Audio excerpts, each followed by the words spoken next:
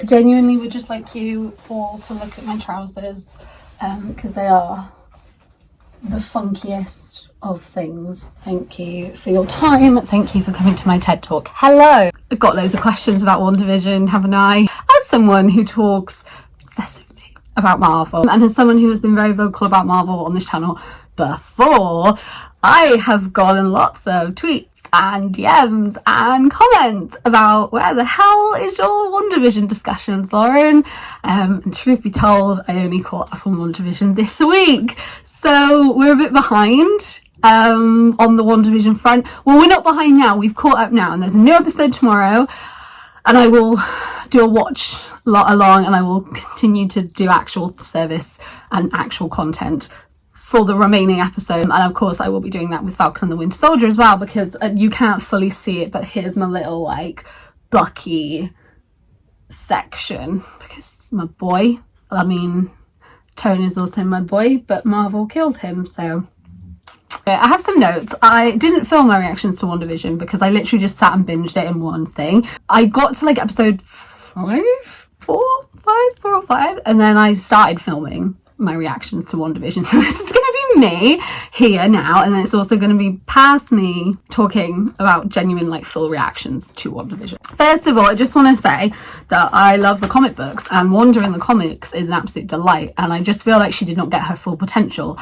in the movie. And also I'm salty and miss Jarvis, and in my mind Vision represents the fact that Jarvis is dead. So I was just like, I will watch WandaVision, but I'm just not gonna watch it immediately, like it's fine. And then everyone was like, WandaVision's really good, and I was like, yeah, I know, like, but I will watch it when I'm done being a salty bitch about Jarvis.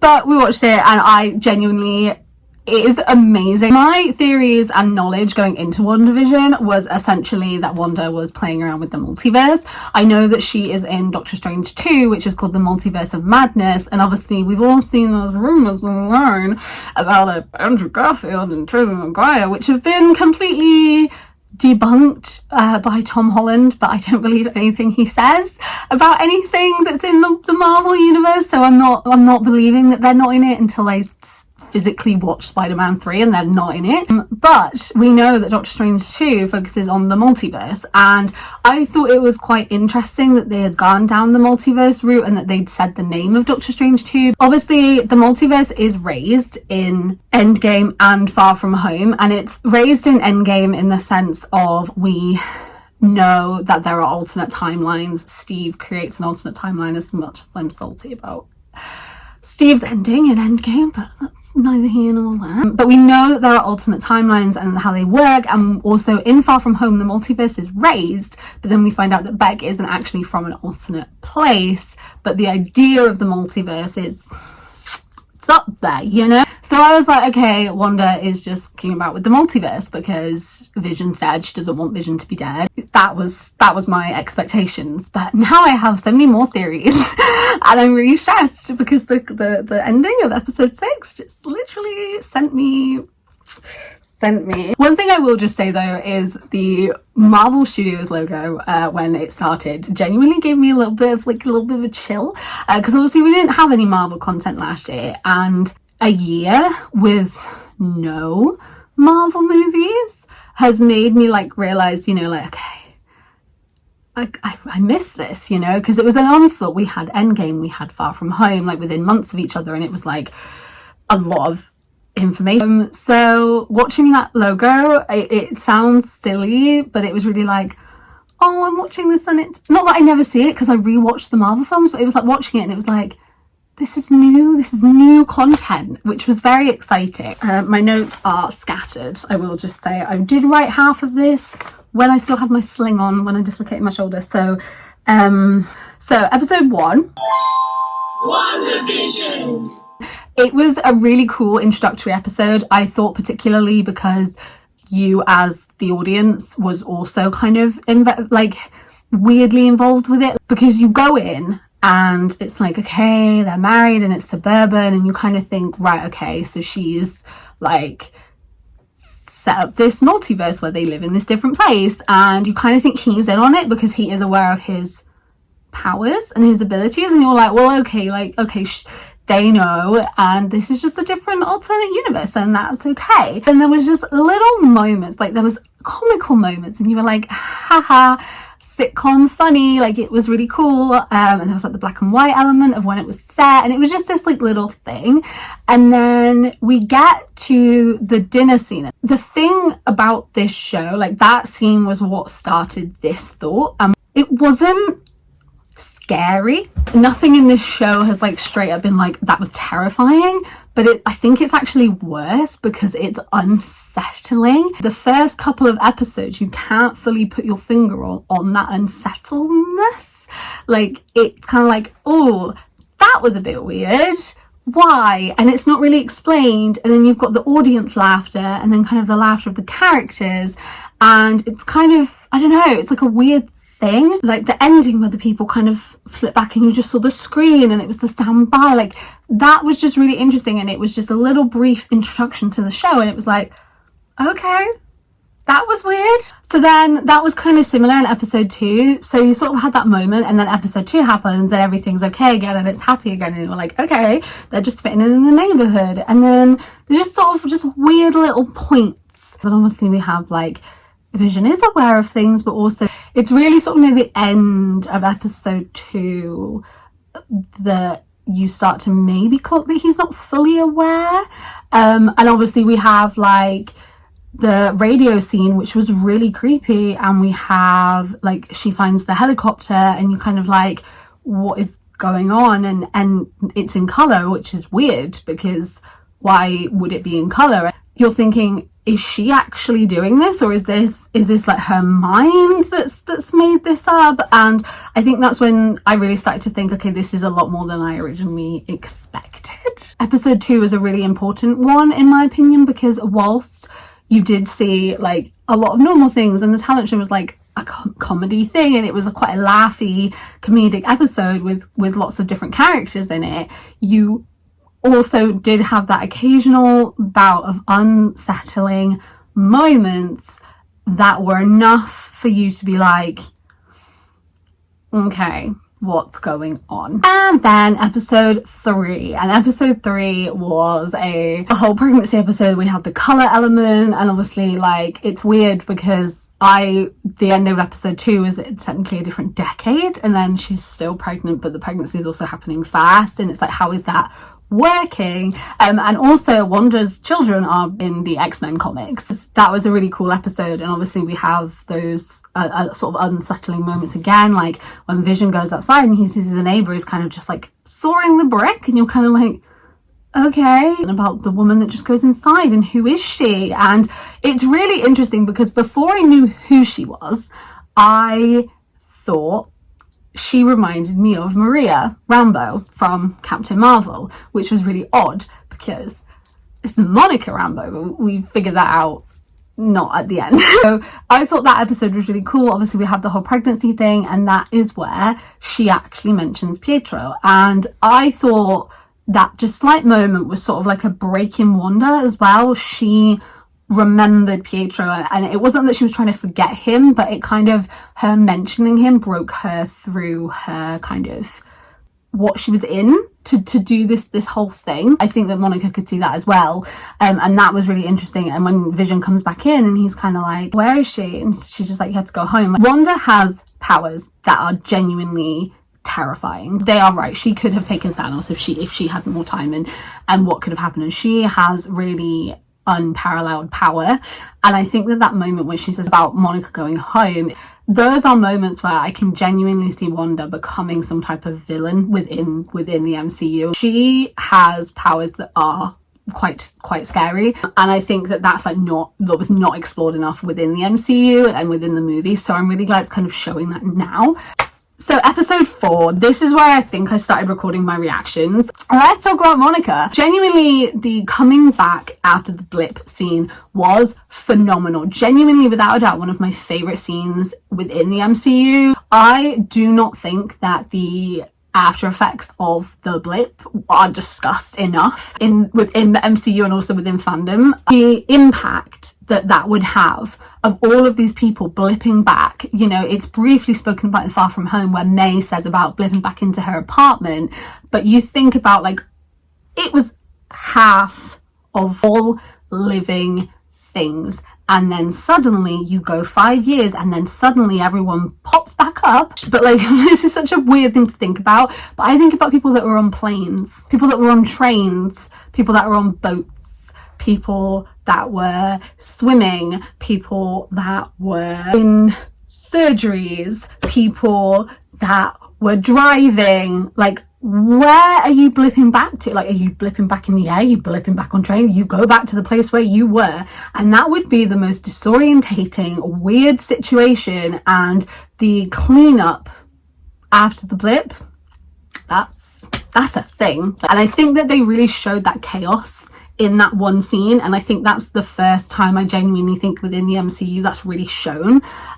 So like, it would have been very chaotic, and I really liked the way that they showed that because I think it explored it really well. Speaking of Monica, speaking of the blip, I am really annoyed that Maria is dead, and obviously there is the kind of mention of Captain Marvel and Carol, and she's like, we're not going to ask her, and I didn't like that. I don't know why they needed to kill Maria, and I love her, and I mean I ship her and Carol, so I'm sad, but I just, like, don't kill her. She's an amazing character. Don't kill her off. Obviously we have Jimmy Woo, my fave. Like, what an icon, what a legend. So glad they brought him back. And we also have Dr. Darcy Lewis, who, oh my queen, the whole science gang from Thor are just not utilized properly. Like, they are amazing, they are incredible, and Darcy Lewis is a queen on this earth, right? She is a queen, and I love her. So when she's there and they say Miss Lewis, and she's like, Dr. Lewis, oh, Dr. Lewis. This was a really interesting episode for me. This was a really pivotal turning point. Obviously it flips from Westview, which we now know has kind of been manufactured, and there's people in there that are being held hostage, and it's what Wanda's doing, and we see the radio, and it's actually not a threat, it's people trying to help, and how it flips from Westview in this kind of really picturesque image, this like sitcom image, and we realize now it is actually a sitcom. Like, it's a genuine sitcom, it's not just like you can watch it, to like Sword. It stopped feeling like the multiverse at that point to me. It did feel a bit like like Illusion, like what Beck was doing, but obviously different because Wanda actually does have powers, and she has created something. It was so funny, like them watching the show, like Jimmy and Darcy. Twins. What a twist. Obviously there were those references to our reality, or the reality of the MCU, which is Earth 199999959. The flip with Wanda's powers, and that discussion was really interesting, and this was such a good episode. I think episode 4 is one of my favorites out of the 6 that I've seen so far. Episode 5, just want to say, irrelevant to the actual plot and point, but her, like, Wanda's vibe in this, like, iconic. The hair, the style, this is what I want, like the outfit. We also have Agnes in this, who's sort of become this like recurring character and is becoming more aware of things, and I feel like she is one of the characters who Wanda's kind of let in to a bit more. She notices Tommy and Billy like age quickly, and she notices that Wanda can do a couple of things, and I think that's really interesting. It was really creepy when she's like, oh, do you want me to take that again? Things like that are really unsettling. Those little moments, those little snaps kind of feel like Wanda is losing control of what she's done and what she's created, because they suddenly become aware. With Wanda, they're kind of reacting to the character, but then are they aware of that? And then obviously in the car in the next episode she says Wanda won't let us, and then people in Vision's work, he touches Norm's head and Norm's like goes really weird, and then it flips, and then they see the computer, and then he's just completely back to character Norm, which is just, so then their consciousness must be in there somewhere. So it's really interesting. We also have dead Vision in this, and we see footage of Wanda going in to collect Vision's corpse. When was this? 9 days ago, Maximoff stormed our facility, stole the Vision's body, and resurrected him. But that's in direct violation. So is he actually dead? Of the Sokovia Accords. And the Vision's own living will. He didn't want to be anybody's weapon. But how did she even do it? Bring him back without the Mind Stone? Who knows? But she has the world's only vibranium synthezoid playing Father Knows Best in suburbia. Yeah, what does he think? What does he know in this situation? Like, does he know about where they came from? The past? Like, can Wanda do that? You know, there's a couple of allusions to can you bring back the dead, and Tommy and Billy kind of raise that thing as well with their dog, you know, later on in the show. And I think, can she do that? Does she have the power to do that? And how has she been able to bring Vision back? Because he doesn't feel like an illusion to me in that sense, because he's thinking things are wrong. So if he was her illusion, or he was something she'd like created, then he wouldn't be thinking that. But he seems to have his own thoughts and thinking, okay, this seems wrong and this seems wrong. So I find that particularly interesting. But like, what is this situation? Because if she's rewriting reality, then what is she going to do? Like, why has she been able to bring him back? Like, why has she been able to bring Vision back if he is alive? And how is she doing this? Like, that is so much power. And why is she doing it? And is this going to tie in with the multiverse? Like, is this going to fuck up the multiverse? Because we know that she's in Doctor Strange 2, which is called the Multiverse of Madness. So how is she like messing things up? Like, what? How is she doing it? Genuinely, like, how is she doing it? And can she change things? And if she can bring people back to life, like, was Vision only been able to bring back to life because he's a computer? Like, what is her power ability? It definitely looks like they're using more of her powers that she has in the comic books, and they're utilizing that, which I really, really like, because I just don't think they did that. But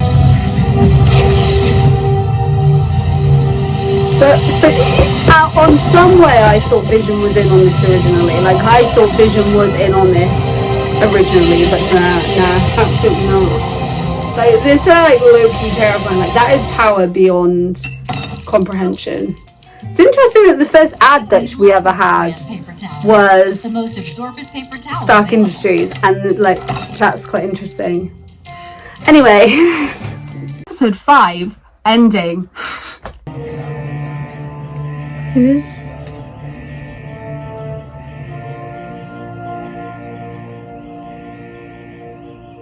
Wonder who is this? holy shit!